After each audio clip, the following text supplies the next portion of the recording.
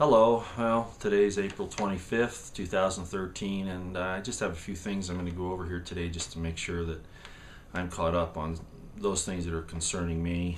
You did hear in the news, I'm sure, that Senator Chambliss, I'm not sure how to say his name, pardon me for that, I should know, but he says that the U.S., he's seen some intelligence information that the U.S. had a lot of information, many tips on this thing that was going to happen in Boston. Now, of course, with all the ties into the intelligence services and the FBI and the State Department that we know that Tamerlan had, it's not surprising that there were a lot of things going, a lot of chatter. I'm going to mention something more about that in just a minute. Hagel says now, he's the Secretary of Defense, Hagel says that Syria is likely to use chemical weapons. No, I don't think that's the case, but we do know for a fact that the Syrian rebels have, and again, they're backed by the West.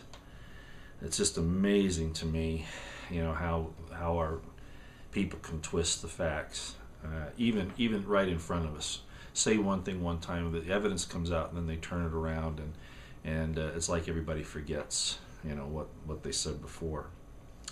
One of the brothers there, of course, Tamerlan, in the Boston bombings, the one who was actually the CIA operative one time or another, backed by the State Department, went to a school basically funded and sponsored by Zbigniew Brzezinski. He's a good example of what happens to an intelligence operative that becomes expendable, and they all are. When you have done what they think they can get out of you, there is no honor amongst thieves, and basically he's a good example of what happens to collaborators with this horrible system, this whole military-industrial complex, especially the intelligence side. We already know all of his ties going to Russia, that the Russians blew his cover. That the FBI had been watching them for years. You know the whole story now. And then they end up killing him. They ended up and he may have actually been carrying a bomb, but again, the point is that you collaborators out there, you're the first guys that these intelligence people take out, okay? And I want to explain something else about that too. Everybody says, well, golly, the CIA was looking at this guy. They're bad guys, and the FBI's watching them all the time. I'm going to reveal something to you here that you need to understand, and I think you will when I tell you.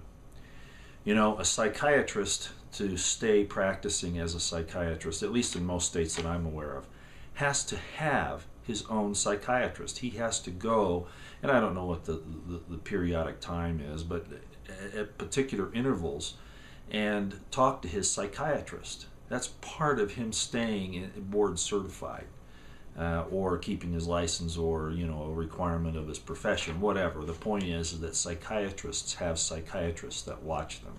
All right. It's the same in the intelligence community. Intelligence agents don't work in a vacuum. They are constantly monitored all the time by other intelligence operatives. So for the CIA to come out, or the FBI, and to say, "Oh, well, we were watching him," that just proves he's an intelligence agent. If he's not a real threat, a real criminal, or even if he is, it doesn't matter. The point is that they do that even to their own agents. Okay, do you understand that? Intelligence agents are watched. Surveillance is on them by other intelligence agents. That's part of the program. Okay, a lot of people probably don't know that, but I thought I'd bring it up because it's really important. Just because he was being watched doesn't mean that they considered him a bad guy, but they can say that because they monitor all of their agents, all of their operatives, all of their assets. They always do. That's part of the program. The kid there that they had in the boat, you know about the taking down of almost the entire city of Boston. I think it was like 100 square miles that they actually put under martial law, looking for this one 19-year-old. And everybody's saying, well, the officers, they were going into these homes, and we didn't know who the suspects were. You never know who the suspects or their supporters are, but you don't You don't terrorize the whole city to do it. I never did it as a police officer or in the military. This is ridiculous. All right? This was absolutely ridiculous. Let me tell you what should have happened. When they figured out that he was in that boat, they should have gotten a negotiator to talk him out. This is a 19-year-old kid. The fact that they didn't do it that way, shot first and asked questions later, and you know, I haven't seen all the video from the news people, but the reason why they didn't end up killing him is because the news people were watching them. But regardless of that, I don't know that they tried to talk him out, but I'll tell you what, they didn't take a whole lot of time trying to get it done. And to take a suspect into custody alive is always better. Why? Because then you can question them. So they tried to kill him at first, and then they came out, and there's been some, you know, he came out of the boat, miraculously survived that. I'm sure he was shot up a little bit, but nothing lethal. And then the story was he tried to commit suicide by shooting himself. Now, I don't believe that at all. But, you know, then the tracheotomy or whatever they did at that point in time to keep him silent, you know, all of that. The point is, I wouldn't have shot first, and certainly not with tens of officers out there loading that boat with bullets. Negotiation first. So everything about this is overkill. Everything about this is authoritarian, tyrannical abuse of power. It's not the United States of America anymore. All right. You know, I was going to mention something about these banksters and that kind of a thing, but I'll just say it this way. There are two major problems with the United States. Some people out there want me to do a video on you know, how a country gets taken over, and I'm gonna kind of start that here. This isn't going to be the complete one. I'm not even sure if I'll actually get a chance to do it because of the way things are going on here. But there are basically two problems. One is the international banking system. And somebody wrote in a while ago and said, well, do you know anything about the 3 city-states? And yes, of course I do. The Act of 1871 for the District of Columbia, yes I do. And I'm not saying you're wrong. You're absolutely right. And a lot of people won't even know what I'm talking about here. But what I want to get to is something a little more easy to understand. Okay, so you have the international bankers that control things. They're the problem. If you believe in the New Testament, Jesus had a problem with the money changers, which would have been the same thing. The other problem is the military-industrial complex. And I'm going to show you just a small amount of Eisenhower's farewell address. Okay, here.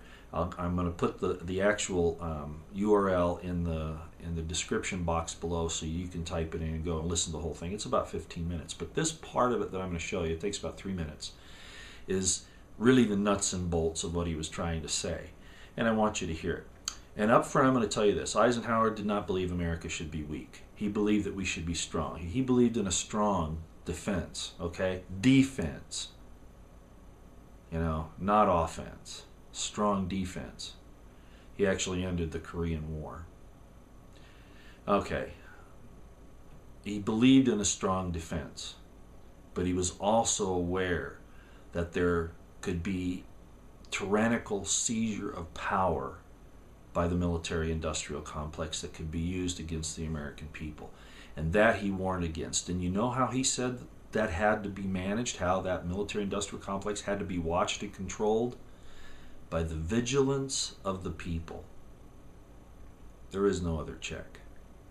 If the people get lazy and don't keep the constitutional chains upon the government, be vigilant, they will lose their liberties and their freedoms. That's what he's saying here. So let me go to that and let you see it. Now, this conjunction of an immense military establishment and a large arms industry is new in the American experience. The total influence, economic, political, even spiritual, is felt in every city, every state house, every office of the federal government.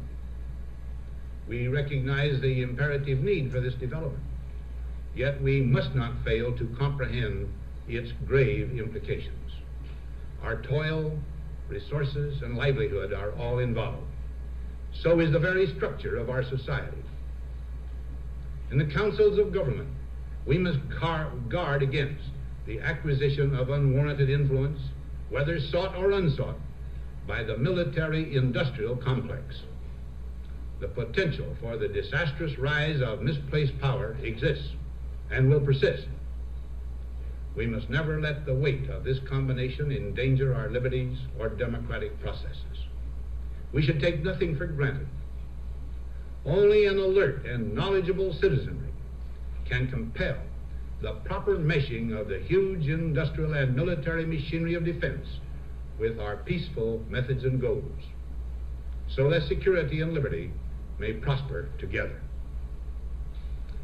Akin to and largely responsible for the sweeping changes in our industrial military posture has been the technological revolution during recent decades. In this revolution, research has become central. It also becomes more formalized, complex, and costly.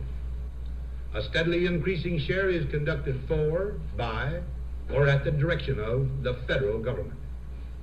Today, the solitary inventor, tinkering in his shop, has been overshadowed by task forces of scientists in laboratories and testing fields. In the same fashion, the free university, historically the fountainhead of free ideas and scientific discovery, has experienced a revolution in the conduct of research. Partly because of the huge costs involved, a government contract becomes virtually a substitute for intellectual curiosity. For every old blackboard, there are now hundreds of new electronic computers. The prospect of domination of the nation's scholars by federal employment, project allocations, and the power of money is ever present and is gravely to be regarded. Yet in holding scientific research and discovery in respect, as we should, we must also be alert to the equal and opposite danger that public policy could itself become the captive of a scientific, technological elite. It is the task of statesmanship to mold, to balance, and to integrate these and other forces, new and old, within the principles of our democratic system, ever aiming toward the supreme goals of our free society. All right. And again, you can go on YouTube and you can type in President Eisenhower's farewell address, look for the full version, and listen to the whole thing. It's about 15 minutes. Thank you very much, and I have absolutely only one more thing to say today, at least at this point. How do we fix America? How do we fix the world? You know, they're very anxious to point out enemies. They make enemies for us to convince us that we have to have the military-industrial complex and all these silly foreign policies that contradict each other to protect us, and of course they don't. Remember what I said the other day about how you deal with your neighbor? You speak the truth and you honor your promises, as long as, at a national level, as long as those promises, you know, aren't done with subterfuge or without the consent of the American people. And even there have to be restrictions, because the Constitution and the Bill of Rights are there, again, to keep the government from going too far. But what I'm getting at here is this. You deal with your neighbor, you do that the same way you deal with other nations. Do unto others as you would have them do unto you. A Jewish rabbi said it a different way a few years before Jesus. He said, the whole of the law is this: do not that which you hate to your neighbor. Same thing. So I'll close with that. If we all practice that on every level, I think things would get better. All right. Okay. Enough for today. Thank you very much. Hello. Well, today's April 25th, 2013, and I just have a few things I'm going to go over here today just to make sure that I'm caught up on those things that are concerning me. You did hear in the news, I'm sure, that Senator Chambliss, I'm not sure how to say his name, pardon me for that, I should know, but he says it's amazing to me, you know, how our people can twist the facts, even right in front of us. Say one thing one time, the evidence comes out, and then they turn it around, and it's like everybody forgets, you know, what they said before. One of the brothers there, of course, Tamerlan, in the Boston bombings, the one who was actually the U.S., he's seen some intelligence information that the U.S. had a lot of information, many tips this thing that was going to happen in Boston. Now, of course, with all the ties into the intelligence services and the FBI and the State Department that we know that Tamerlan had, it's not surprising that there were a lot of things going, a lot of chatter. I'm going to mention something more about that in just a minute. Hagel says now, he's the Secretary of Defense, Hagel says that Syria is likely to use chemical weapons. No, I don't think that's the case, but we do know for a fact that the Syrian rebels have, and again, they're backed by the West. It's just the CIA operative one time or another, backed by the State Department, went to a school, basically funded and sponsored by Zbigniew Brzezinski. He's a good example of what happens to an intelligence operative that